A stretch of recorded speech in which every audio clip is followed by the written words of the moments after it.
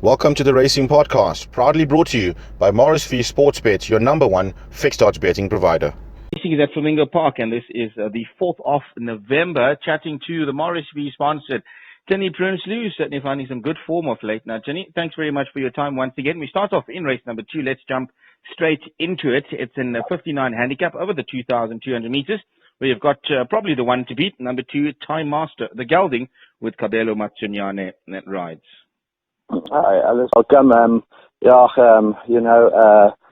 Time Master, he ran a bit too much in the past, and we gave him a break. He's looking very well, and if things goes his way tomorrow, Monday, I really think he got a huge chance of winning it. He's working very well, and he enjoyed the break, yeah.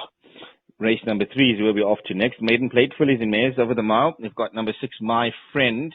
Now, she looks to be held on some collateral form lines, of course, and there also Dennis Casons looks stuffed to oppose there. But My Friend's in a small field. She can on a check. We're paying up to 7, so she's definitely earning a check.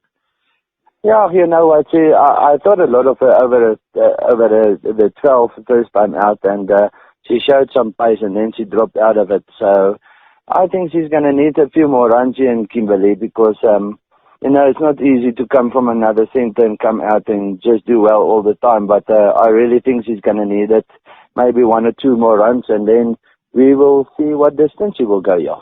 Okay, so some improvement is required. And then race number 4, 56 handicap, 1,600 meters. That's the trip. The individual in question here is the gelding, number 6, Mr. Tinsel. And you probably can't fault his form. He must have every chance of coming through to win a race of this nature. Yeah, no, definitely he's doing well. He's always been getting the bad draw in his races, and he's working exceptionally well. And I'll make him a huge runner for Monday. His work is, it's excellent, like I said, but a small field, and I think if he can go to the front, it's going to be hard to beat him, yeah. Race number 5, fillies and mares 64 over the mile. You've got this individual number 2, Green Caviar, the 4-year-old filly. Now, she does have a wide draw to negotiate, but I thought her last run in a much stronger handicap was very encouraging. No, definitely. We put her over 1,000, and she showed some pace. I think she ran an excellent race over 1,000, and I'm sure she would like the 1,600 and come out of that draw. If she's handy, she can just, sit and be handy. And last stages, she must just finish the race off. She's working well. She's looking well. And, I must give her each way chance, yeah. Okay, and then the lesser fancied of the companions, number 13, Autumn Annie, the 7-year-old mare. She's been there. She's done that. And, well, she needs to do lots of improvement on that last run. Yeah, no, Autumn Annie, first time she's cracking a nice draw.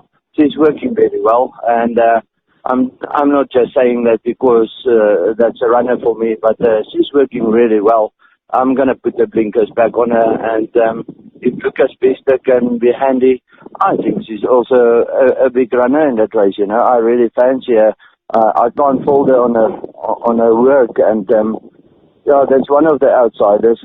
I must include her in all my PA exotics and everything, because she's working very well, Absolutely. There's some wonderful food for thought there, Tienie. And then we've gone to race number 6. It's over the trip of 1,800, 72 handicap. Now, a horse that I cannot seem to find right is Happy Thought. And when he wins without me. But obviously, he's a horse that's got potential to come through. He just needs to put his mind on the job. Well, Happy Thought is one of those horses. He doesn't like to race often.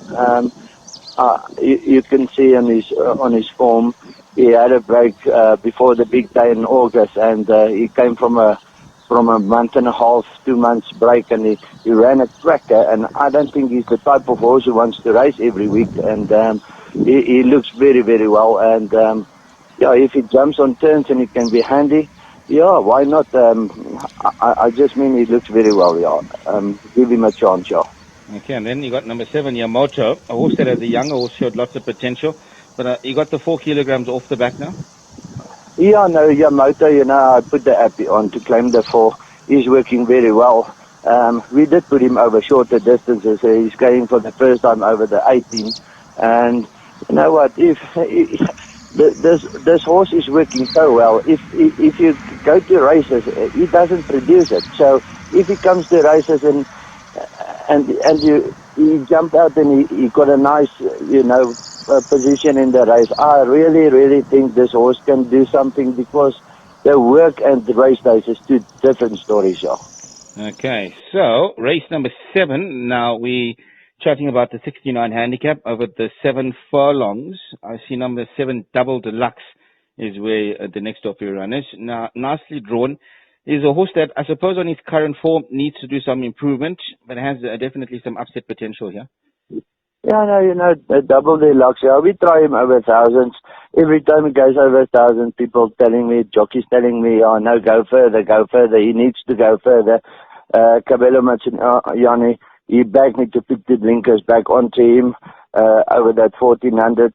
He showed some nice pace with the blinkers, so yeah, he might just come and, sneak a nice place, or maybe just win the race, but his work is there, and I just mean, when a jockey asks you for putting the blinkers back on the horse, then you must know there's something here.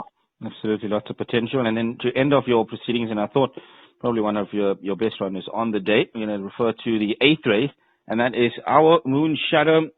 Consistent sort, 2 seconds, and a winner in his last start. I mean, you really can't fault the form. And tough race, competitive, not easy to come through, especially in these pinnacle stakes, but he must be in with a big shout.